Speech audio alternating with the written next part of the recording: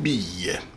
Alors, nous allons donc reparler encore du PDCI-LDA et surtout d'une candidature potentielle de M. Jean-Louis Billon. D'ailleurs, nous profitons de cette occasion pour remercier toute l'équipe de M. Jean-Louis Billon qui a décidé pendant au moins quelques semaines de mettre en veilleuse les débats publics pour sa candidature et consacrer cela en l'enrôlement donc des citoyens. Nous aurions vraiment voulu aussi que les gens attendent l'ouverture donc de la convention. Mais à ce stade, on ne peut pas donc empêcher un candidat donc de faire passer son message. Et comme je l'ai dit, cher ami, pourvu que tout cela se passe dans le respect, dans la transparence et surtout maintenir l'intégrité au niveau donc du PDCI-LDA. Donc le thème de notre billet, c'est donc la grandeur d'un homme politique entre loyauté et respect des choix démocratiques. Tout le monde reconnaît et loue le courage, la loyauté et les sacrifices financiers de M. Jean-Louis Billon pour le PDCI-LDA. À un moment donné, il a donc porté le parti au bout donc des bras, selon donc des personnes, notamment en assumant donc des responsabilités financières importantes. Et il paye ses cotisations comme tous les militants exemplaires. Cela est normal. Oui, il est riche et prospère. C'est une évidence. Oui, il a payé le prix et pas uniquement financièrement. Ça aussi c'est clair. Mais chez Jean-Louis Billon est-il LDR? Je pense que c'est un pas qu'il ne faut pas franchir et tous ceux qui le disent. Non. Même si à un moment donné il a été élu maire sur la bannière du RDR, mais cela c'était donc avec l'accord du président Bédié. Cela ne fait pas de lui un transfuge. A-t-il droit à revendiquer l'héritage du président Bédié et se présenter comme candidat? Oui, absolument. Mais pour tous ceux qui pensent que M. Jean-Louis Billon était au RDR, mais c'est un homme d'affaires. Si M. Jean-Louis Billon veut directement aller au RDR, vous pensez réellement qu'il n'allait pas du tout saisir l'occasion d'être RDR et profiter, si vous voulez, des avantages? Non, il ne l'a pas fait.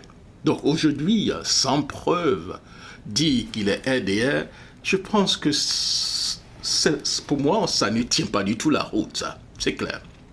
Cependant, il est donc important de reconnaître que si M. Thiam a été élu avec à peu près 97% des voix lors du dernier congrès, c'est parce que donc les congressistes et les militants ont voulu donc un changement et ont davantage apprécié M. Thiam en tant que leader pour le moment. Ce choix est clair et sans équivoque. Que M. Billon et ses partisans soient frustrés, c'est humain et compréhensible. Mais accuser la base électorale de tribalisme ou de partialité simplement parce qu'on n'a pas été choisi est non seulement injuste, mais également contradictoire avec donc, les valeurs qu'incarne le PDCI-LDA. Les partis politiques prennent parfois donc, des décisions donc, dans des contextes uniques qui peuvent sembler injustes pour certains, mais qui sont nécessaires pour la majorité.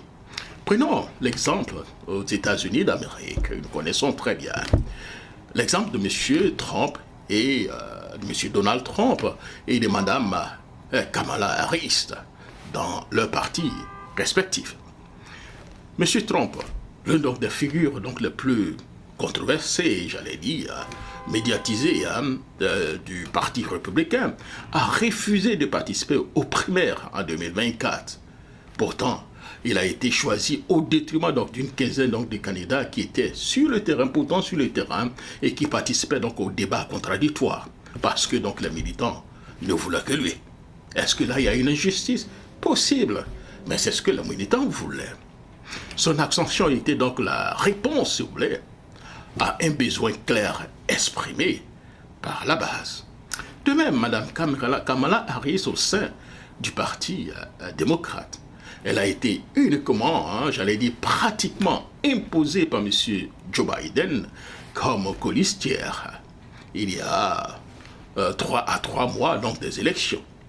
le parti ne sous-entend pas une confusion à un moment important et crucial à accepter ce choix malgré certaines réserves internes. Ces exemples montrent bien que dans des contextes précis, des décisions sont prises non pour satisfaire tout le monde, mais pour répondre donc à des enjeux stratégiques et historiques à un moment donné. Il est donc essentiel donc de rappeler que le militantisme et la candidature à un poste de direction dans un parti politique ne se résume pas uniquement donc à la capacité financière d'un individu ou au nombre d'années qu'il a donc passé dans le parti politique. Personne n'est plus billoniste que moi. Nous avons donc soutenu donc la candidature de M. Jean-Louis Billon depuis bien avant que son nom ne soit sur toutes les lèvres. Tout comme Billon a fait sa part, Thiam a également marqué son engagement avant donc d'être contraint en exil, après donc le coup d'État de 1999. La question n'est pas donc de savoir qui était où à un moment donné, mais de reconnaître que chaque homme a contribué à sa manière à la survie et à la dynamique donc, du parti. Le Congrès, en tant qu'organe de décision suprême, a pris donc ses engagements en présence de M. Jean-Louis Billon. Cette décision doit être respectée jusqu'à la tenue d'une éventuelle congrès extraordinaire. M. Jean-Louis Billon le sait mieux que quiconque. Il n'est pas donc sans marge donc, de manœuvre. Continuer donc à défendre ses idées, mais cela doit se faire donc dans le cadre du respect des institutions du PDCI-LDA. Aujourd'hui, M. Jean-Louis Billon doit faire donc, il a un choix à faire. S'aligner sur la décision donc, du parti ou envisager une candidature indépendante. C'est une décision politique importante, mais il est hors donc de question donc, de laisser qui que soit, et si aussi méritant soit-il, affaiblir ou détruire le PDCI-LDA et compromettre donc nos chances en 2025. Le PDCI reste au-dessus donc des ambitions individuelles. Ce n'est pas un homme qui fait donc le PDCI-LDA. C'est le PDCI-LDA qui transcende donc les hommes. Nous devons donc préserver notre unité, car au-delà donc des figures, le PDCI-LDA et son héritage sont notre véritable bien commun. Donc ce que nous pouvons dire, cher ami, autant M. Jean-Louis Billon, comme je le dis tout le temps, a le droit de revendiquer des ambitions ou bien de les afficher. Mais tout cela doit se passer donc dans le respect des règlements au sein du PDCI-LDA. Et surtout, tout doit se faire en préservant non seulement le parti, mais en gardant nos chances de gagner en 2025, soit avec M. Billon, ou avec M. Thiam, ou avec une autre personne. C'était donc mon billet, Jacques Roger.